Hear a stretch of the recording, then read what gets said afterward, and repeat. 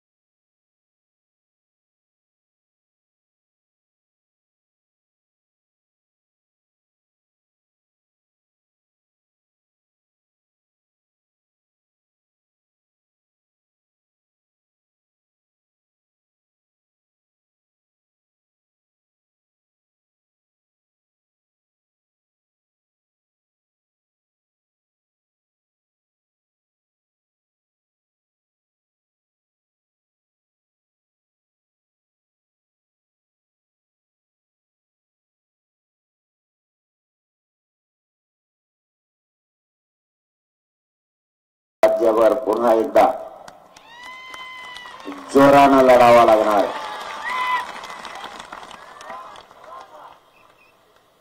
मराठा समाजाच्या लेकराचं भविष्य याच आरक्षणात दडलंय. लेकरांचे आयुष्य या आरक्षणामुळे उद्ध्वस्त व्हायला लागले आणि आपली जबाबदारी आपल्या मुलांना, घराघरातल्या मराठ्यांच्या मुलांना आरक्षण मिळवून देणं ही आपली प्रथम जबाबदारी. पोरांना आरक्षण मिळवून दिलं तरच त्यांचे स्वप्न पूर्ण होणार आहे. जर पोरांचे स्वप्न पूर्ण करायचे असतील तर मराठा समाजानं पुन्हा एकदा ताकदीनं एकत्र येणं गरजेचं आहे. माझी सगळ्या मराठा समाजाला विनंती आहे की या लेकरांच्या लढाईत, या अस्तित्वाच्या लढाईत तुम्ही कुठल्याही राजकारण्याचं न ऐकता आपल्यात फूट पडू देऊ नका. जर यात फूट पाडली तर आपल्या आंदोलनाला आणि आपल्या मुलाला आरक्षण पुन्हा मिळणार नाही. कारण आता 10-15 पिढ्या आपल्या बर्बाद झाल्या. आता जर पिढ्या बर्बाद होऊ द्यायच्या नसतील तर ही लढाई ताकदीने लावून धरा.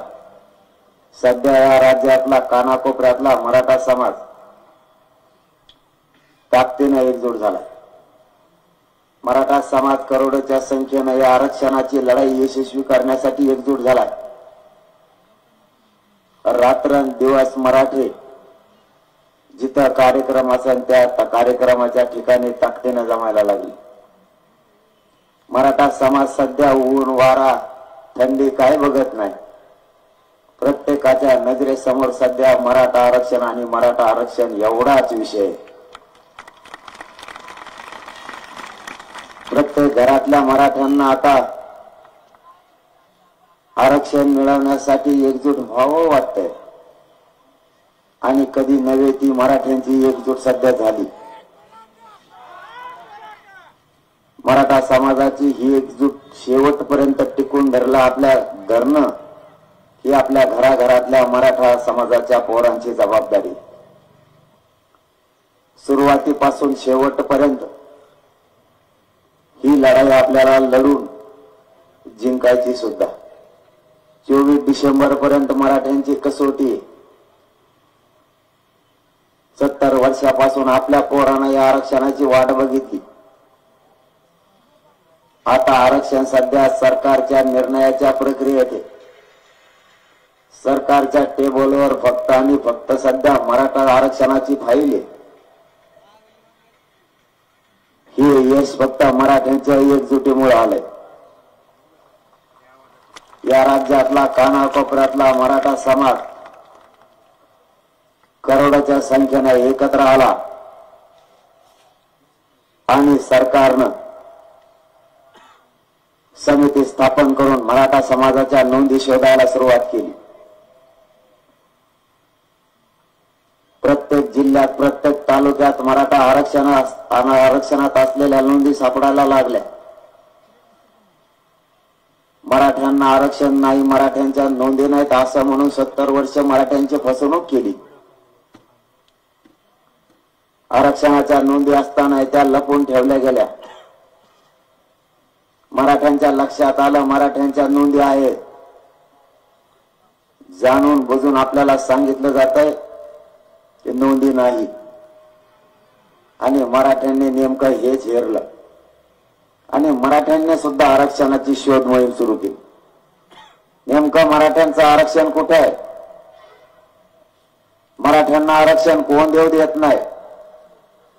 मराठ्यांच्या नोंदी खरंच आहेत का? मराठा कोणत्या आरक्षणात आहे? कोणते निकष पूर्ण केल्याच्या नंतर मराठा समाज आरक्षणात येणार आहे?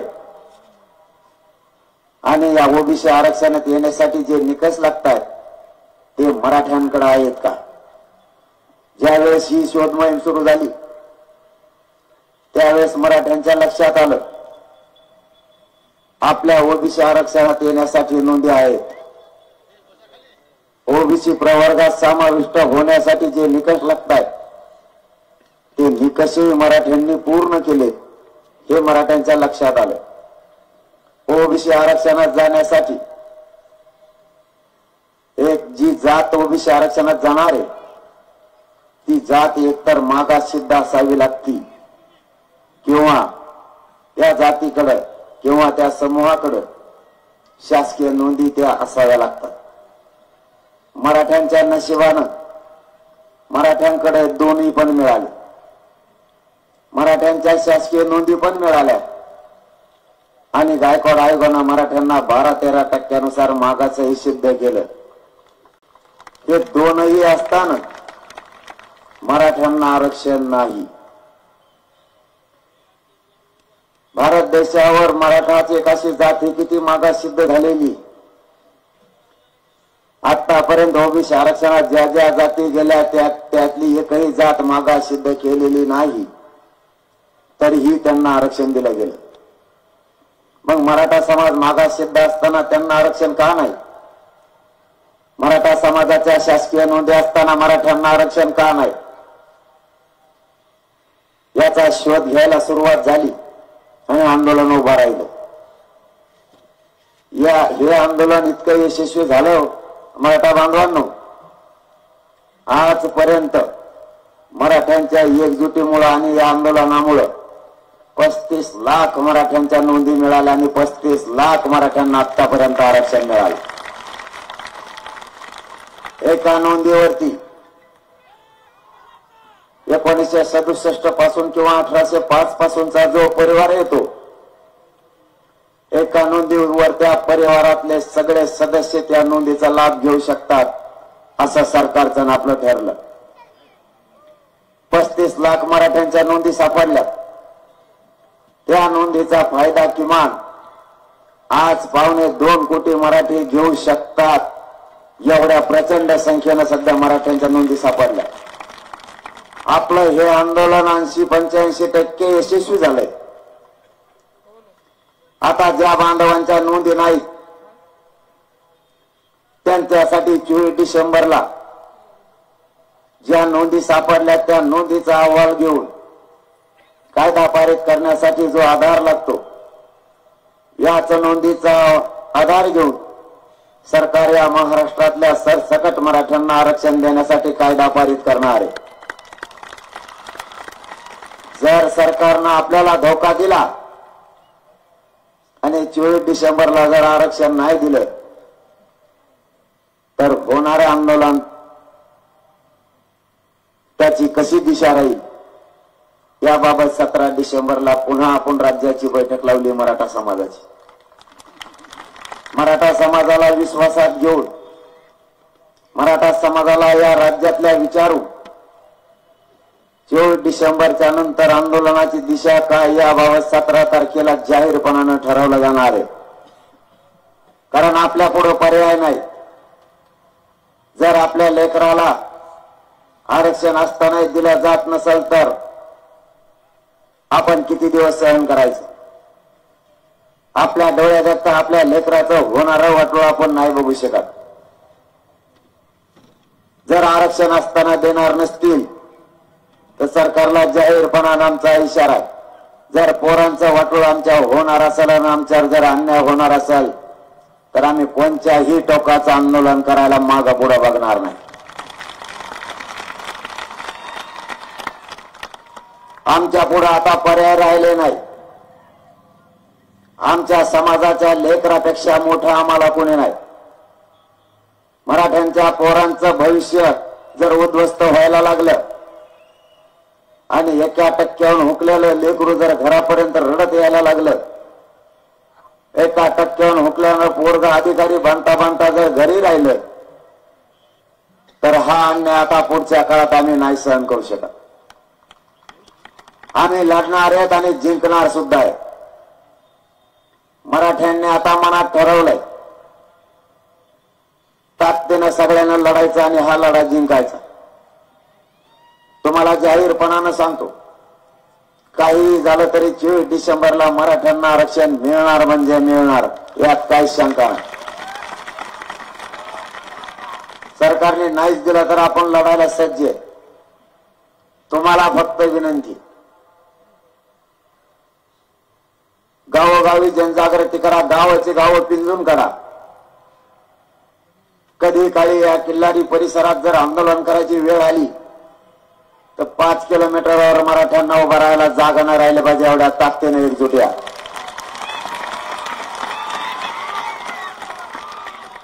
उद्यापासूनच गावाची गावं पिंजून काढायला सुरुवात करा. महिलांनी महिलांची जागृती करा,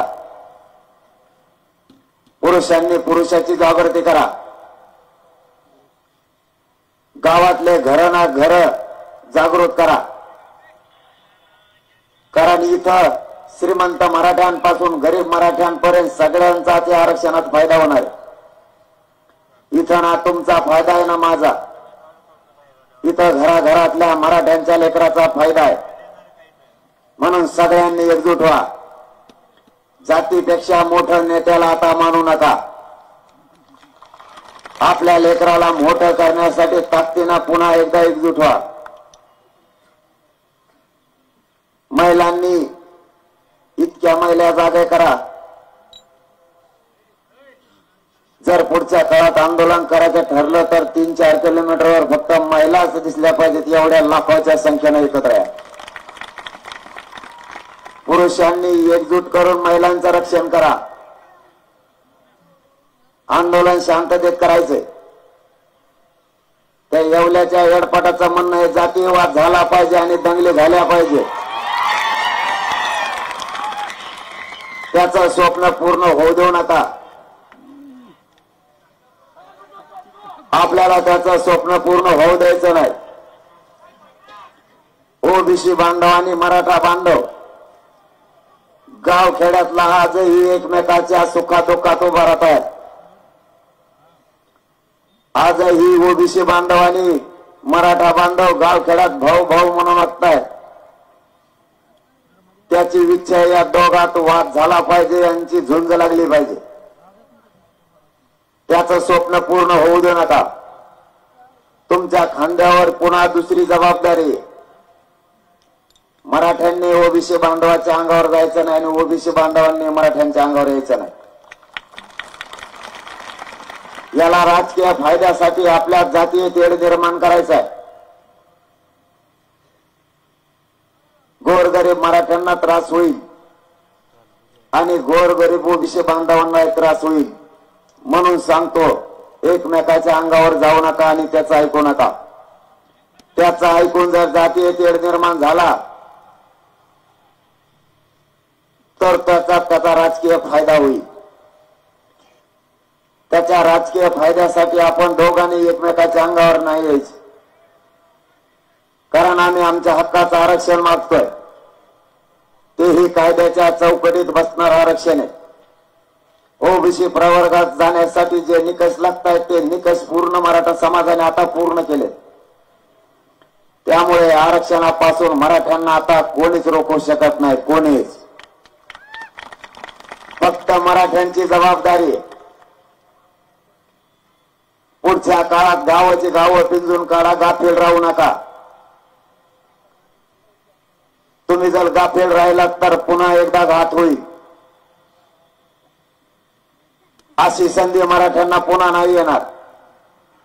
या संधीचं सोनं करा. यामध्ये कोणाच्या तरी नातवाचं कल्याण होणार आहे, कोणाच्या तरी मुलाचं होणार आहे, कोणाच्या तरी मुलीचं होणार आहे. लेकरा मोठं करण्यासाठी मतभेद असतील तर सोडून द्या, वादा असतील तर सोडून द्या. एकजुटीनं मराठ्यांनी यात उभा राहा, कारण अशी संधी मराठ्यांना पुन्हा नाही येणार. आता जर नाही तर कधीच मिळणार नाही अशी परिस्थिती सध्या मराठ्यांची. स्वतःच्या लेकरासाठी झोकून देऊन काम करा. इथं पूर्ण शक्तीपणाला लावा. एकदा फक्त हे आरक्षण मराठा समाजाच्या लेकराच्या पदरात टाका. त्याला आयुष्याचे आरक्षण देऊन भाकरी द्या. मग तुम्हाला काही राजकारण करायचं असलं तर करा, पण तोपर्यंत राजकारण नाही, नेता पण नाही.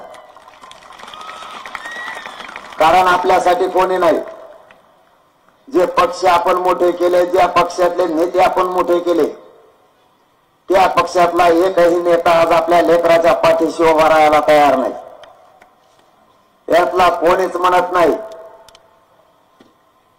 किंवा या नेत्यातला कोणताच नेता आंदोलनात येऊन आपल्या लेकराच्या पाठीशी उभा राहत नाही.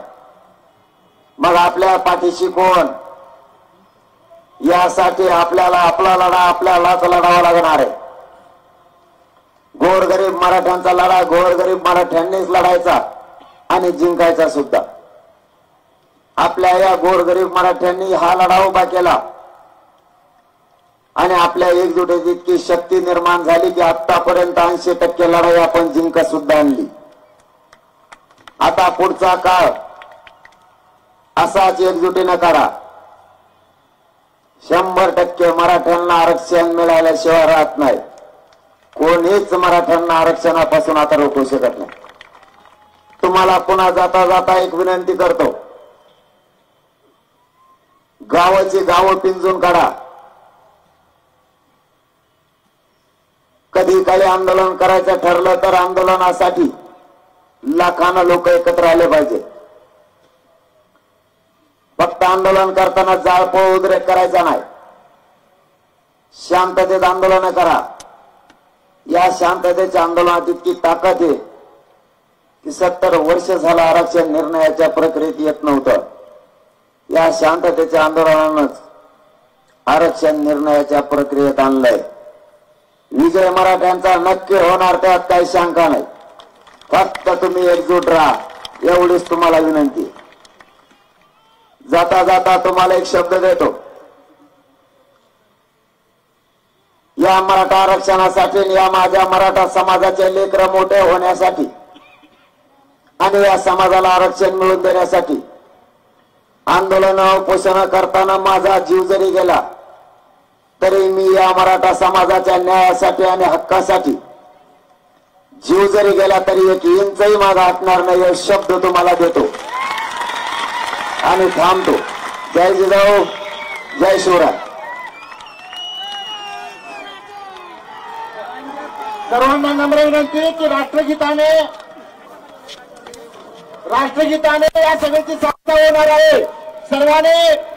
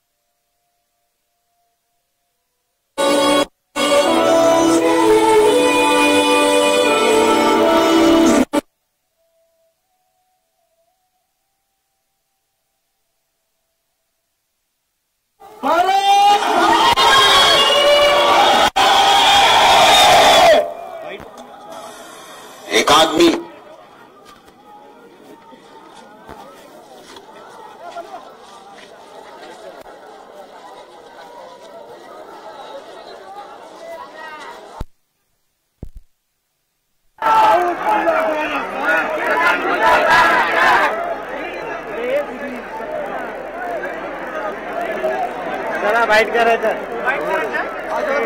वाईट करायचं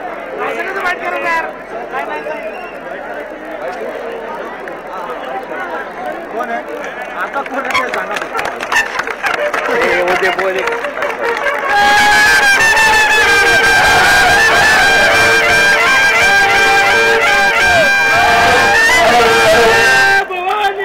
किल्लारीच्या विधानसभेला सर्व परिसरातील बांधवांनी आमच्या विनंतीला मान देऊन इथे आलोत त्याबद्दल आम्ही तुमचे शतशः आभारी आहोत आणि सर्वांना नम्रतेची विनंती आहे की आडतलांच्या समोर आडत व्यापाराच्या वतीनं आपल्याला अल्पापाराची व्यवस्था केली आहे तरी तिथली सेवा घेऊन जाईल. आज आडत लाईनच्या सर्व आडत्याने मुस्लिम बांधवांनी आणि मेडिकल स्टॉप मेडिकल असोसिएशनच्या सर्व बांधवांनी आम्हाला जी काही सेवा दिली त्याबद्दल आम्ही सकल मराठा समाज किल्लारी यांच्या वतीने आभार व्यक्त करतो. सर्वांना विनंती आहे की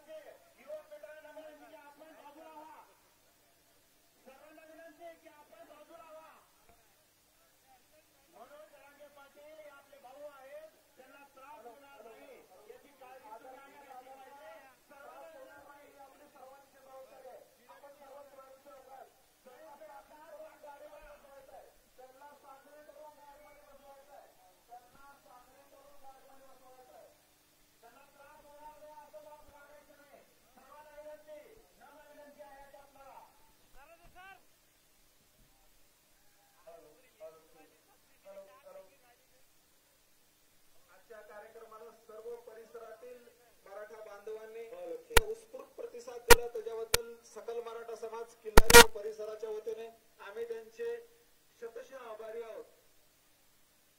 आडत लाईन किल्लारी मुस्लिम बांधव किल्लारीतील मुस्लिम बांधव मेडिकल असोसिएशन यांच्या वतीने जी सेवा मिळाली त्याच्याबद्दल आम्ही त्यांचे आभारी आहोत. सर्व बांधवांना नम्रतेची विनंती आहे.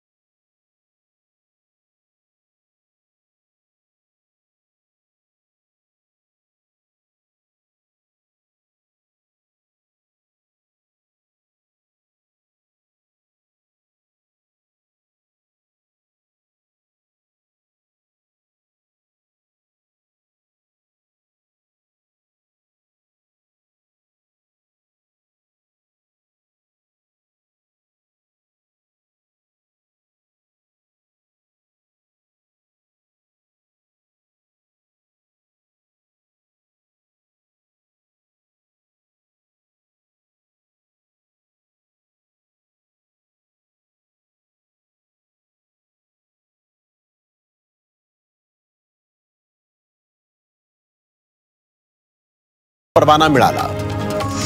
देशात एप्रिल ते नोव्हेंबर दरम्यान विजेची मागणी मागच्या वर्षीपेक्षा 9% वाढली. सप्टेंबरमध्ये सर्वाधिक मागणी. देशात कडधान्याच्या तुटवड्यामुळे कॅनडातील शेतकऱ्यांना फायदा होणार. शुल्कमुक्तीच्या निर्णयामुळे कॅनडातून लाखो टन मटार आयातीची शक्यता. सरकारी कर्मचारी 14 डिसेंबरपासून बेमुदत संपावर जाणार. जुन्या पेन्शनच्या मागणीसाठी कर्मचारी आक्रमक.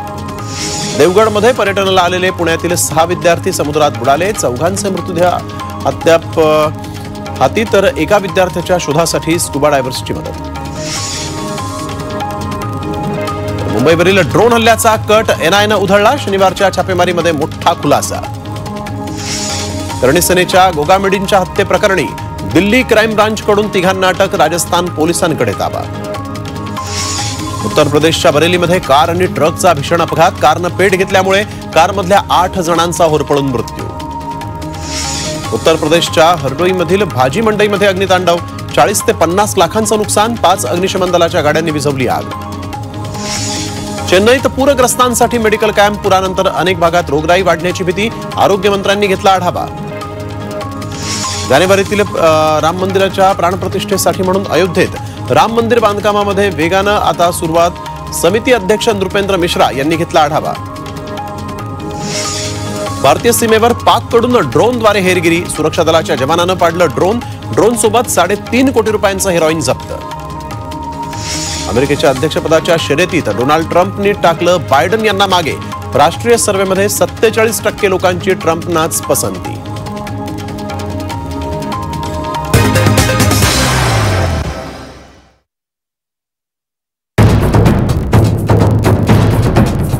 सह्याद्रीची उंची म्हणजे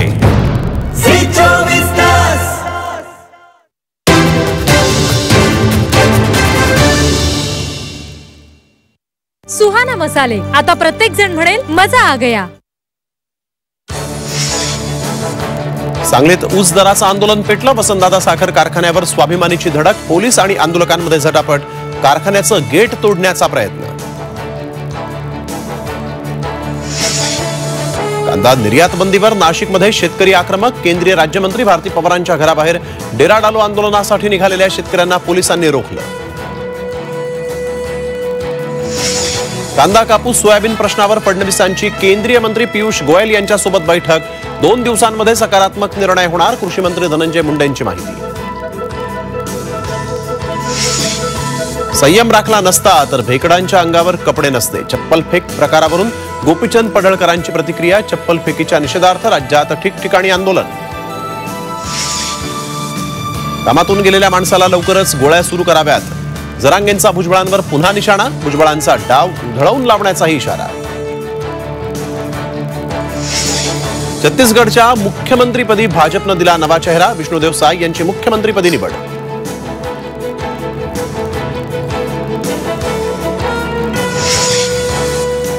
नमस्कार. झी 24 तासच्या बातमीपत्रामध्ये आपलं स्वागत. मी स्नेहिल. या बातमीपत्राची सुरुवात एका महत्त्वाच्या बातमीनं. सांगलीमधून ही बातमी समोर येते. ऊस दरासाठी स्वाभिमानी शेतकरी संघटना आक्रमक झाली. वसंतदादा साखर कारखान्यासमोर राजू शेट्टींनी सुरू केलेलं ठिय्या आंदोलन चिघळलेलं आहे.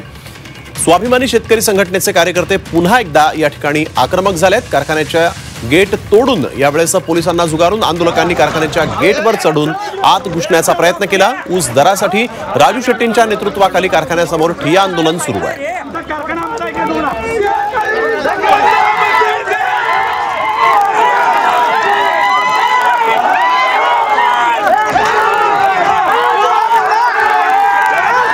या ठिकाणी आम्ही बसलेलो आहोत. या कारखान्याच्या मॅनेजमेंटनं गेल्या वर्षी तुटलेल्या ऊसाचे प्रतिटन 100 रुपये आणि या वर्षी तुटणाऱ्या ऊसाला त्यांची जी FRP बसते ती FRP अधिक 100 रुपये असं करून पहिली उचल जाहीर केल्याशिवाय आम्ही इथून उठणार नाही आणि काटाही चालू होऊन देणार नाही. तर ऊस दरावरून राष्ट्रवादी काँग्रेसचे नेते जयंत पाटील आणि स्वाभिमानी पक्षाचे प्रमुख राजू शेट्टी यांच्यात कलगीतुरा रंगला. कोणाचे तरी नाव घ्यायचे आणि त्यामुळे टीव्हीवर दिसतं अशा शब्दात जयंत पाटील यांनी राजू शेट्टींची खिल्ली उडवली. तर पाटलांचं नाव घेऊन चर्चेत येणे एवढी अधोगती झालेली नाही असा पलटवार शेट्टी यांनी केला आहे.